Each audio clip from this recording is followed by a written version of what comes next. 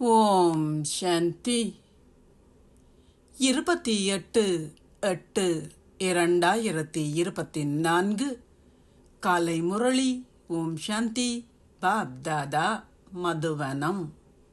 சாராம்சம்: இனிய குழந்தைகளே, நீங்கள் எந்த அளவிற்கு தந்தையை நினைவு செய்கின்றீர்களோ அந்த அளவிற்கு ஆத்மாவில் அதிக அளவு ஒளி இருக்கும். ஞானமுள்ள ஆத்மாக்கள் பிரகாசிக்க ஆரம்பிப்பார்கள். கேள்வி: எக்குழந்தைகளை மாயையினால் சிறிதளவேனும் துன்புறுத்த முடியாது? பதில்: உறுதியான யோகிகளும் யோக சக்தியினால் தங்கள் பௌதீக புலன்களை குளிர்மை ஆக்குபவர்களும் யோகத்தில் நிலைத்திருப்பதற்கு மாத்திரம் முயற்சி செய்பவர்களும் ஒரு பொழுதும் மாயையினால் சிறிதளவேனும் துன்புறுத்தப்பட மாட்டார்கள்.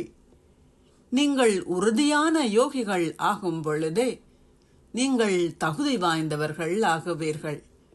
தகுதி வாய்ந்தவர்கள் ஆகுவதற்கு முதலில் தூய்மை தேவைப்படுகின்றது. ஓம் சாந்தி. தாரணைக்கான சாராம்சம்: 1. மேன்மையானவர்கள் ஆக வேண்டுமாயின் நினைவு சக்தியின் மூலம் ஆத்மாவை தூய்மை ஆக்குங்கள்.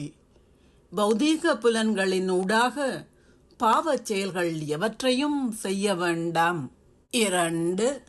ஞானமுள்ளவர்களாகி ஆத்மாக்களை விழித்தெழச் செய்கின்ற சேவையை செய்யுங்கள். ஆத்மா என்னும் தீபத்தினுள் ஞானமும் யோகமும் என்ற எண்ணெயை ஊற்றுங்கள். ஸ்ரீமத்தை பின்பற்றுவதன் மூலம் உங்களுடைய புத்தியை சுத்தமாக்குங்கள்.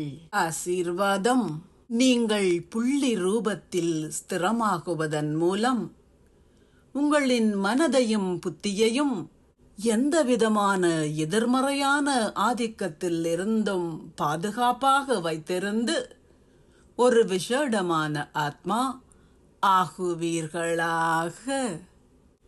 நீங்கள் ஒவ்வொரு பருவ காலத்திலும் உங்களை அந்த பருவ காலத்திலிருந்து பாதுகாத்துக் கொள்வதற்காக விசேட கவனம் செலுத்துகின்றீர்கள்.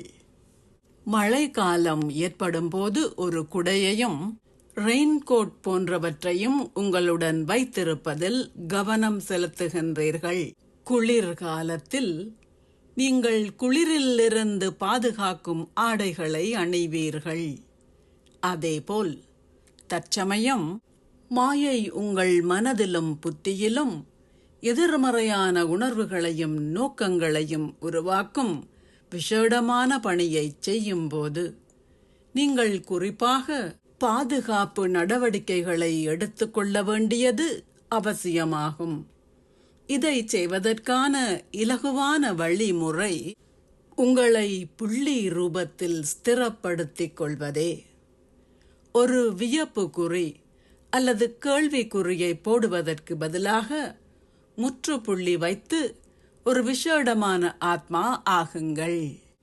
ஸ்லோகம்: கீழ்ப்படிவான ஆத்மா என்பவர் ஒவ்வொரு எண்ணத்திலும் வார்த்தையிலும் செயலிலும் ஆம் எனது பிரபுவே எனச் சொல்வார்.